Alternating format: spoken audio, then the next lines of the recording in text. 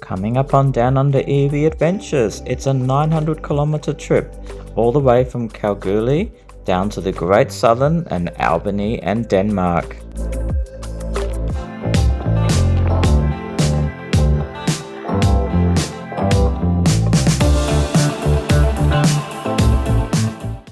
Hello everyone, welcome back to the channel, G here, and today's episode is going to be about our trip that we did just before Christmas, all the way from Kalgoorlie in the goldfields down into the Great Southern to Albany and then across to Denmark, where we stayed at Christmas. You may have seen the episode that we did while we were down in Denmark, and of course we had a lovely time down there. I'll put some links in the description of some of the places we went to along our journey here. But anyway, our journey starts in Kalgoorlie with a trip that I've done many times to Southern Cross, which is a trip which takes about 2.5 hours and it's 226 kilometers.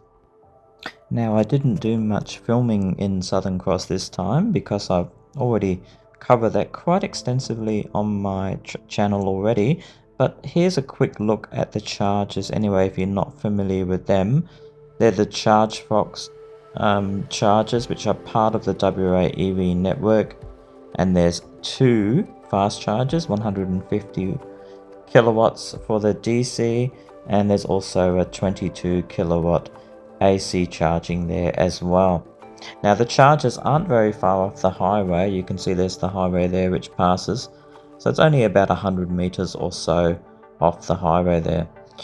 Anyway, we wanted to get on quick to our first night's accommodation, which was in Hyden. Now there's a few different ways you can go down there, and we obviously went the quickest route. Now this is a trip of 165.6 kilometers. Now here's a look at the chargers in Hyden, which are also part of the WA EV network, which you can easily access with ChargeFox. And just like the Southern Cross ones, not much shade, and I can tell you it was a pretty warm day. By the time we got there, it was 40 degrees. You'll see here on the dashboard in a second. So quite a warm trip. Now, if you don't know much about Hyden, it's quite a famous spot in Western Australia. It's not far from this amazing natural attraction called Rave Rock, which unfortunately has become a little bit commercialized in recent years, but still definitely worth a look. There's a lot you can do around the region. It's not just Rave Rock. They've also got some caves you can look at and something called Hippo's Yawn. Now we didn't look at it this time. It was just really to stay overnight on our way down. Now we stayed at this AirBNB, which is on a farm. I've stayed there before. It's called the Farm Rave Rock. I will put a link in the description for that as well. Now this is out of town. It's on a farm. It's about 10 kilometers or 15 kilometers from Hyden itself, which added a little bit to our journey. Now you can see they've just harvested the wheat when we went through, so there was a little bit of wheat left over. Quite interesting to see. So that was our overnight stay, and then it was on to go down to Albany. Now there's a few different ways you can get down to Albany, as you can see here. The quickest way is 345 kilometers, which is a little bit far unfortunately for the Atto. I can't do it in one trip, so I needed to charge.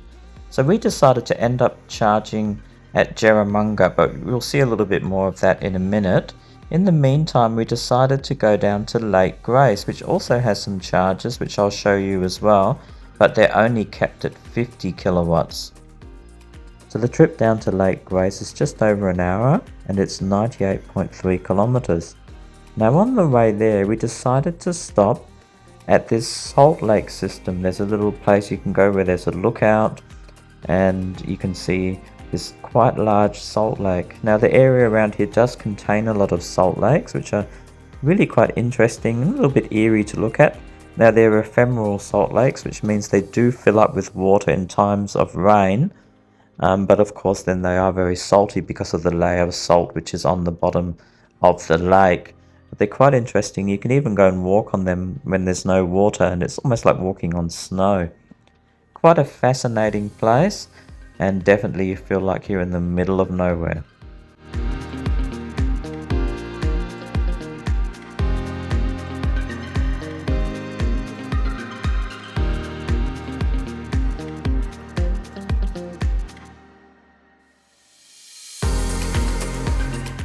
So we hit the road again to Lake Grace, and I will say this area is a very nice place to drive, especially in winter when it's nice and green and some of these lakes actually filled up then with fresh water. Alright, so here's a little bit of the drive to Lake Grace.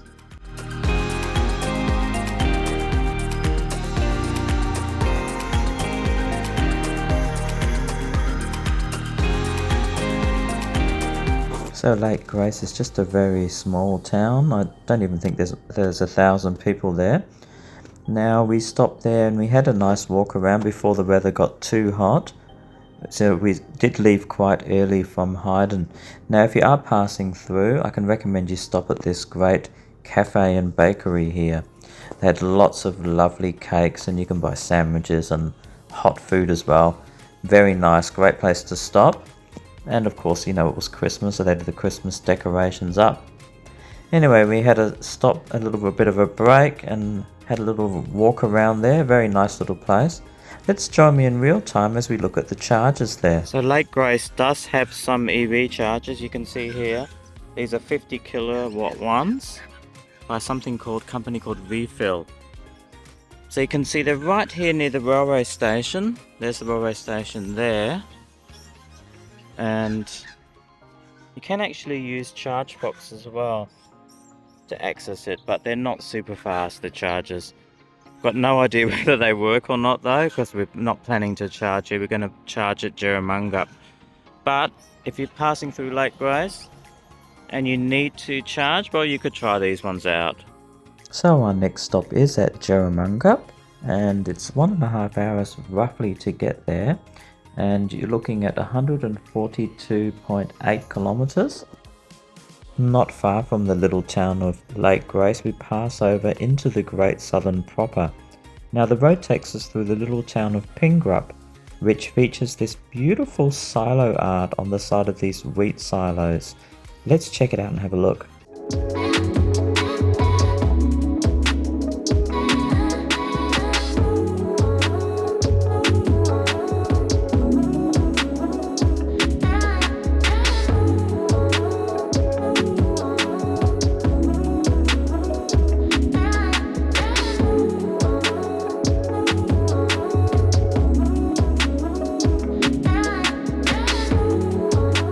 So from Pingrup we head on and we get to Jerramungup, where we do the fast charging, of course, ready for our last leg down to Albany. Now the chargers here are next to this long shed here, and it's also got some public toilets. You can see a short walk away from them. Now the shed is actually an op shop, so if you're into op shops, go and check it out, it's not bad. Now there's a few roads also to go down to Albany. Now you can take the coast road, which is this road here, but if you know anything about the coast road at Christmas time, you'll know that there's a lot of traffic on it. There's also more trucks, the odd caravan or two. So we decide to take the inland road, which even though it's slightly longer at 189 kilometers, it's actually faster, and it also takes you through the beautiful Pingrups and the Stirling Ranges. Okay, let's hit the road to Albany, and there'll be some little visitors a short way down the road.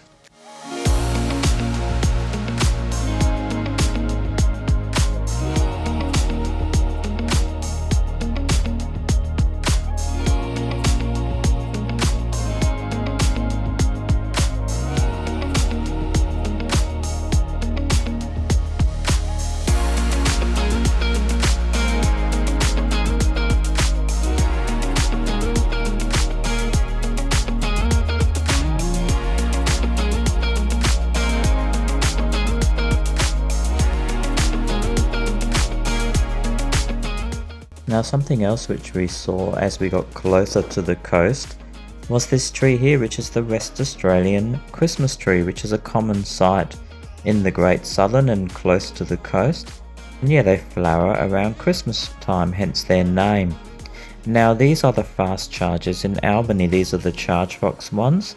So I'm pleased to say there's actually four of the 150 kilowatt fast chargers, and it's right next door to the Tesla Superchargers, which you can see here. Now there's 6 of them. Now unfortunately the cord on it is very short, so for those of you who've got a Seal or an Atto, you have to be careful where you park. I know with an Atto it doesn't reach the front when you park in sort of directly in front of it. You'd have to actually park across a few bays for you to be able to charge your car. So yeah, thanks a lot Tesla. Never mind. At least you've got the ChargeFox ones there.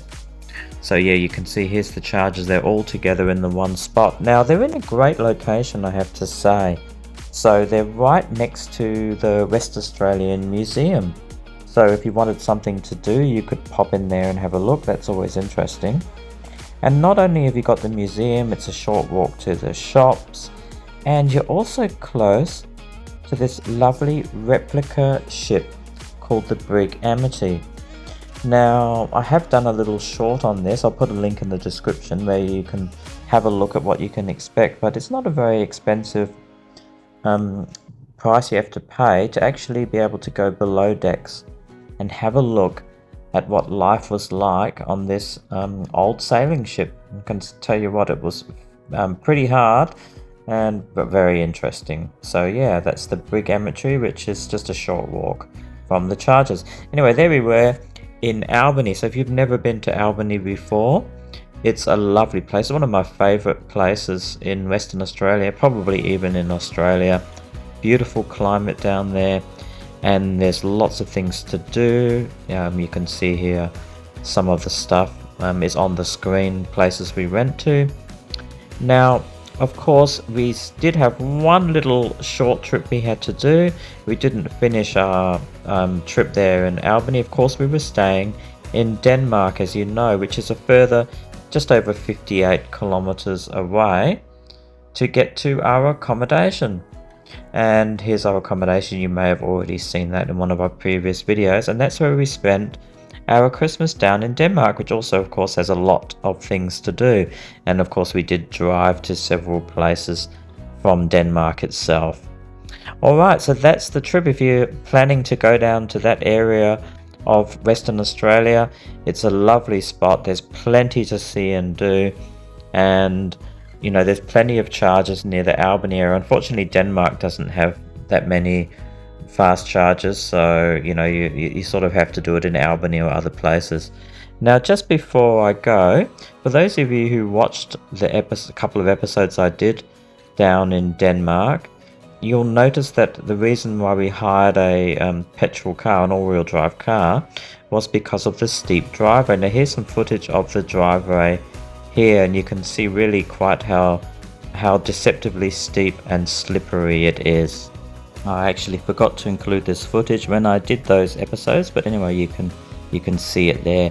Alright, that's it from my trip that I did, this great trip that my wife and I did at Christmas time, down from the goldfields and in through the wheat belt and into the Great Southern there to the coast, and we had a lovely time there, and I highly recommend, whether you've got an EV or not, it's a great trip to do. We went to some beautiful places down there, and it's pretty easy to do if you've got an EV. So make sure you get down there and do it, because yeah, there's some really great stuff to see. Alright, that's it for our Atto 3 road trip. Thank you very much for joining us, I really appreciate it, and we hope to see you soon. We've got some great episodes coming up. Take care and watch out for those cyclists on the road. They do some pretty stupid stuff. Alright, we'll see you soon. Bye for now.